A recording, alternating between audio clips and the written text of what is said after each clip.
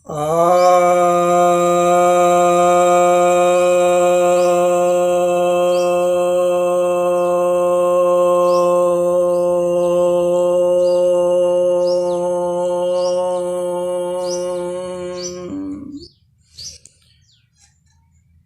भक्तजनों को सप्रेम नमन।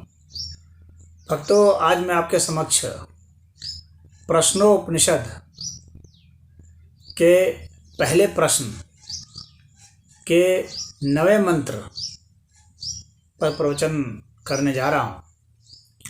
यह जो 9वां मंत्र है, इसमें पिप्पलाद ऋषि बतलाते हैं, संवत्सरो वै प्रजापतिस्तस्यायने दक्षिणं च उत्तरं च तद्धेह वै तदिष्टापूर्ते कृत्तम् इत्युपासते ते चान्द्रमसमेव लोकम् अभिजयन्ते त एव पुनरावर्तन्ते तस्मादेतरीषयः प्रजाकामा दक्षिणं प्रतिपद्यन्ते एषः वै रैर्यः पितृयाणः।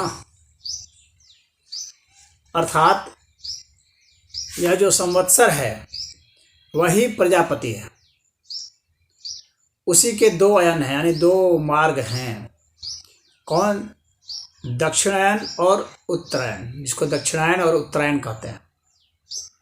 और जो लोग इष्ट पूर्ति के लिए, यानी इष्ट के लिए, यानी अपनी इच्छा के लिए और उसकी पूर्ति के लिए जो इच्छा करते रहते हैं और उसकी इच्छा की पूर्ति करते रहते हैं, ऐसे लोग जो हैं ये कर्म मार्ग का अनुसरण करते हैं, कर्म मार्ग का अवलंबन करते हैं। और ऐसे लोग जो अवलंबन करते हैं वे चंद्रलोक पर विजय प्राप्त करते हैं।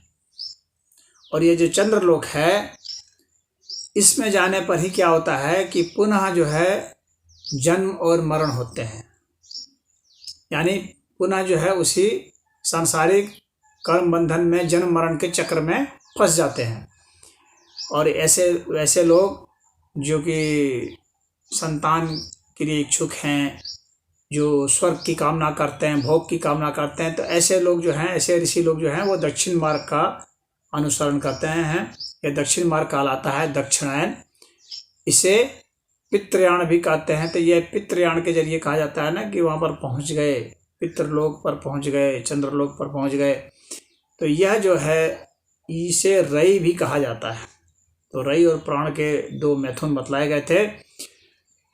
तो यहाँ पर रई के विषय में बता रहे हैं ऋषि, और यह कह रहे हैं कि जो संवत्सर है, यानी ये जो पूरा जो वर्ष होता है, जिसे हम लोग एक वर्ष कहते हैं, सूर्य और चंद्र की गति के हिसाब से वर्ष बनता है। तो इस वर्ष में 2 अयन होते हैं 6 महीने का। तो ये जो 6 महीने के 2 अयन होते हैं, इसको उत्तरायण और दक्षिणायन कहा जाता है। तो यह जो 6 महीना होता है, इसको विभाजित करने के लिए कर्क रेखा और मकर रेखा होती है। तो ये खगोली हिसाब से किसी भी मंत्र की जो व्याख्या कई तरीक़ों से की जाती है, खगोली तरीके से। और जहाँ पर रई की बात कर रहे हैं तो ये बात कर रहे हैं अन्नमय कोश की, पदार्थ जगत की। तो पदार्थ जगत की इस मंत्र की जो व्याख्या है उसमें यही है कि यह रई है, यह पदार्थ है।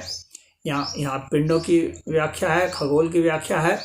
और इसके साथ में जब इसकी आध्यात्मिक चर्चा होगी तो उसमें यह क्या होगा कि यह जन्म मरण को प्राप्त कराने वाला है, और कि यह ज्ञान मार्ग नहीं है, यह कर्म मार्गी है। और इच्छा के अनुसार और कर्म के हिसाब जो है इसमें हम लोग करते हैं। यह मिथुन है, ये जोड़े हैं, जैसे सूर्य और चंद्र का जोड़ा है, रई और प्राण के जोड़े हैं। तो ये जो जैसे महीना में 2 पक्ष होते हैं, शुक्ल पक्ष और कृष्ण पक्ष। तो यह जो कृष्ण पक्ष है उसी तरह से अहोरात्र होता है, यानी दिन और रात्रि का जोड़ा होता है। तो ये जो दिन और रात का जोड़ा है, या कृष्ण पक्ष शुक्ल पक्ष का जोड़ा है, या अयन का जोड़ा है, ये जो जोड़े हैं, जो मिथुन हैं, उसी का यहाँ वर्णन किया गया है। यह जो है खगोलीय और भौतिक अर्थ में, ज्योतिषीय अर्थ में। लेकिन इसका जो आध्यात्मिक पक्ष है वो यह है कि कर्म मार्ग और ज्ञान मार्ग का जो जोड़ा है, तो उसमें यह कर्म मार्ग का अनुसरण करता है, ज्ञान मार्ग का अनुसरण नहीं करता है। और इसके कारण क्या होता है कि जन्म मरण के चक्कर में ये सब पड़ जाते हैं। यह इष्ट और उसकी इच्छा की कामना के लिए ये सब कार्य करते हैं। यह भजन कीर्तन, यह जो है आध्यात्मिक साधना में ये सब नहीं रत रहते हैं। ये सब जो सामान्य गृहस्थ जैसे होते हैं कि किसी तरह से स्वर्ग लोक हमें मिल जाए, उसके लिए कई कई तरह के पुरोहितों को बुला करके यज्ञ और हवन इन सब के चक्कर में पड़ जाते हैं।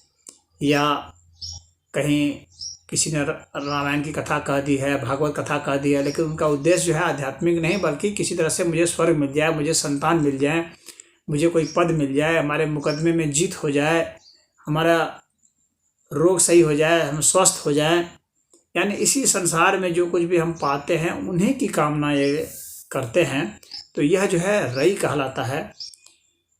और रई और प्राण ये भी जो ना एकजुट है। यहाँ पर देखिए रई पदार्थ है और प्राण जो है ऊर्जा का मतलब आदि स्रोत है। तो ऊर्जा और पदार्थ ये दोनों भी एक जोड़ा बनाते हैं। और यहाँ कहते हैं कि इन दोनों अभिन्न हैं, ये दोनों को अलग नहीं कर सकते हैं। तो ये एक जैसे हैं, ये अभिन्न हैं, ये अलग नहीं होते सर्वथा, ये मिथुन के रूप में है। तो यह जो है ये पुनरावृत्ति कराने वाला है, यानी बार बार फिर जन्मने, बार बार मरने वाला है। तो इस तरह से इस दक्षिणायन को जो लोग इसका अनुसरण करते हैं वे फिर जन्म मरण के कर्म बंधन में फंसते हैं। यहाँ पर जो तत्शब्द है वह क्रिया विशेषण के अर्थ में प्रयोग हुआ है। और आप यह देखेंगे कि अधिकतर लोग जो स्वर्ग दृश्य वो करते हैं, स्वर्ग की कामना करते हैं, नरक से बचने का प्रयास करते हैं, तो वे सब लोग क्या करते हैं कि जो वेद मंत्र हैं उनका भी वे सब एक तरह से पतन करा देते हैं। और उसको भी एक तरह से वे लोग अपने भौतिक अर्थ में और कुछ मामले में दैविक अर्थ में उसका प्रयोग करते हैं। तो आधि भौतिक और आधि दैविक का प्रयोग करते हैं, लेकिन आध्यात्मिक अर्थ में इसका प्रयोग नहीं करते हैं। परंतु इसका आध्यात्मिक अर्थ यही है कि हम यदि ज्ञान में प्रवीण हो चुके हैं, यदि हमें ज्ञान हो चुका है, तत्वदर्शी हो चुके हैं, तब जब हम पदार्थ का प्रयोग करेंगे, ज्ञान के बाद जब हम कर्म में उतरेंगे, तो वह कर्म निष्काम कर्म होगा और वह कर्म जो है सबके लिए लोकोपकारी होगा, सबके लिए हितकारी होगा। तो वैसा कर्म करने के लिए ही शास्त्र की प्रेरणा है। परंतु जो सिर्फ रई में अटके हुए हैं वे तो ऐसा नहीं कर सकते।